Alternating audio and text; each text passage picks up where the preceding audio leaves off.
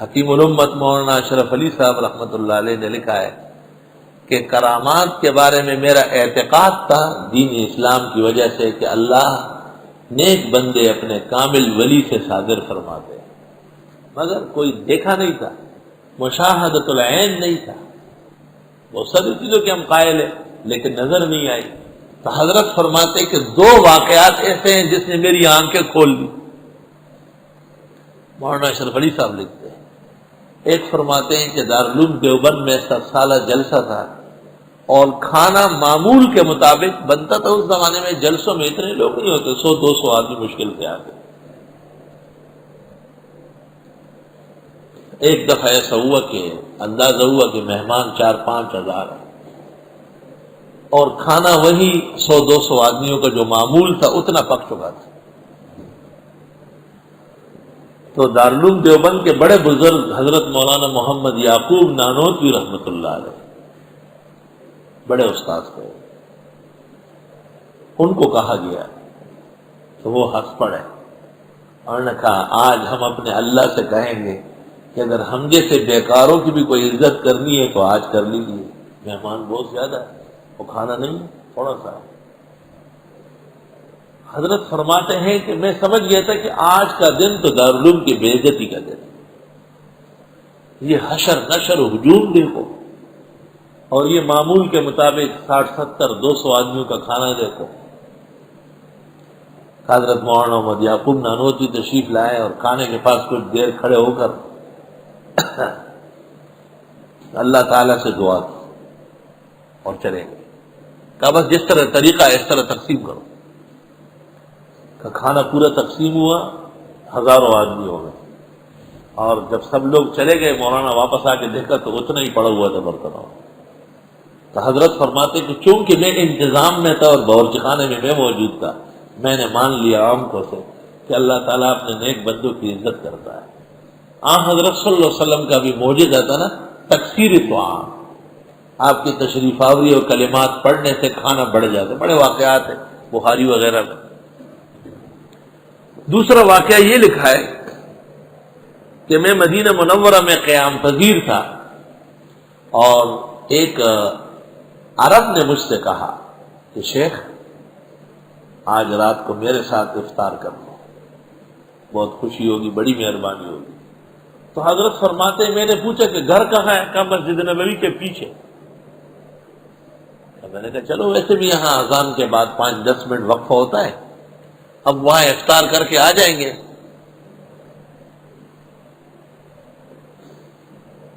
اذان سے چند منٹ پہلے وہ ہمیں روانہ کر کے لے گیا۔ مولانا لکھتے ہیں خود اپنے قلم سے کہ ہم اتنے دور چلے گئے کہ مدینہ منورہ کی زمینیں ختم ہو گئی، اور وہ یہی کہتے ہیں کہ جو وراء هذا المسجد وراء هذا المسجد، وہ یہی مسجد کے پیچھے ہے، پیچھے کا تو بہت کچھ پیچھے ہے، پشاور بھی یہاں کے پیچھے ہے، ہر چیز پیچھے ہے۔ اور ایک عرب عالم ہے سید علوی مالکی، پہلے بہت اچھا تھا، اب گڑبڑ ہو گیا۔ تو ایک دفعہ تصویر پچھوا رہا تھا، میں نے کہا یہ جائز نہیں ہے، تو اعلان کیا شیخ یقول ھذا ممنوع۔ تھوڑی دیر بعد پھر شروع ہو گئی، تو مجھے کہا آپ کے اکرام میں منع کر دیا، آپ مجلس سے رہنے دو اور نتکلم علیہ بعد میں بات کر لیں گے۔ جب مجلس ختم ہو گئی میں نے ان سے پوچھا کہ کب بات کریں گے؟ اس نے کہا بعدین طویل و عریض، لو تکلمنا بعد سنہ او سنتین یکون بعدین انشاءاللہ۔ حضرت فرماتے ہیں کہ میں نے کئی مرتبہ اس سے کہا کہ مجھے اجازت دو واپس جانے کو، اس نے کہا شیخ بالکل قریب ہے میرا گھر۔ کہا اتنا دور لے گیا کہ میں نے کہا مغرب افطار سب کچھ ختم، اب تو تراویح خطرے میں ہے۔ حوالے جا کے بٹھایا اور کچھ کٹورے میں کچھ شربت لے آیا اور کچھ چیزیں بھی دیکھا، بس ایسی روزہ کھول کے میں نے کہا اجازت دے دیں، ہمیں بھاگا وہاں سے۔ حکیم الامت اپنے فاضلانہ قلم سے لکھتے ہیں، لکھا ہوا موجود ہے حضرت کی کتاب اشرف الجواب میں، کہ جب میں وہاں سے آیا تو مسجد نبوی خالی پڑی ہے۔ کہا میں نے کہا تراویح بھی ختم ہو گئے، لوگ چلے گئے سارے۔ کہا میں نے خادم سے پوچھا کہ تراویح ہو گئی؟ اس نے ایسے دیکھا دماغ خراب ہے، مغرب کی نماز نہیں ہوئی، ابھی تو افطار ہوا ہے۔ تو کہا میں نے کان پکڑے کہ یا اللہ یہ کیا معاملہ ہوا ہے؟ کرامت ظاہر ہو گئی ہے۔ کرامات تو خرق عادت کو کہتے ہیں، انسانی عقول بے بس ہو جاتی ہے۔ مولانا روم رحمت اللہ علیہ کتاب دیکھ رہے تھے، مولوی تھے بہت بڑے، یہ اصلاً بلخ کے ہیں، بلخ کے امیر سے اختلاف ہو گیا، اس نے کہا نکل جاؤ، کہا ٹھیک ہے، حضرت تشریف لے گئے۔ 500 سال تک بلخ میں عالم پیدا نہیں ہوا، ایسا قہر خدا کا نازل ہوا۔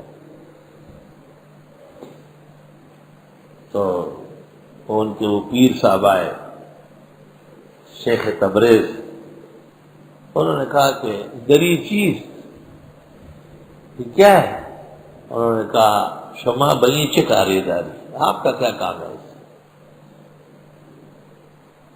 تھوڑی دیر بعد روم نے وہ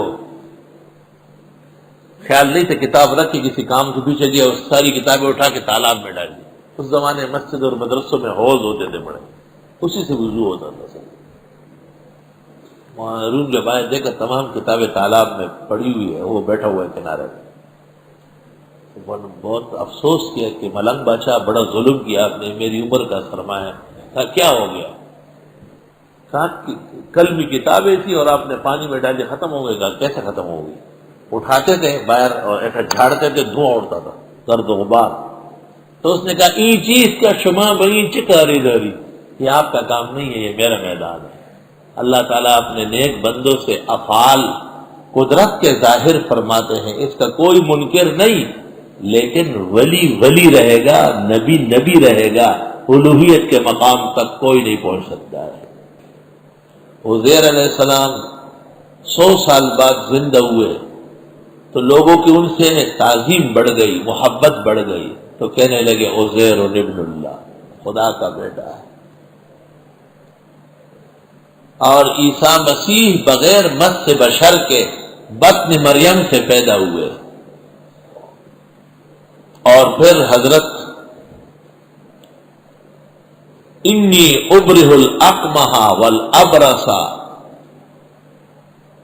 مادرزاد اندھا جس کا کوئی علاج نہیں ہوتا، اور کوڑ کا مریض جس کا کوئی علاج دنیا میں آج بھی نہیں ہے، حضرت دم کرتے تھے، اللہ کا حکم تھا باذن اللہ، اور وہ احیی الموتیٰ باذن اللہ، صاف صاف آ رہا، مردوں کو زندہ کرتا ہوں مگر فیصلہ خدا کا ہے۔ شرح العقائد، شرح المواقف، شرح المقاصد ہمارے علم کلام کی تمام کتابوں میں ہیں۔ معجزہ فعل اللہ یصدرہ علی عبد من عبادی، کرامت ولی کی فعل اللہ یصدرہ علی عبد من عبادی، اللہ تعالیٰ اسے ظاہر فرماتے ہیں۔ بعض اوقات نبی دنگ رہ جاتے ہیں، معجزہ ظاہر ہوتا ہے، ولی کو پتہ ہی نہیں چلتا، کرامات صادر ہو جاتی۔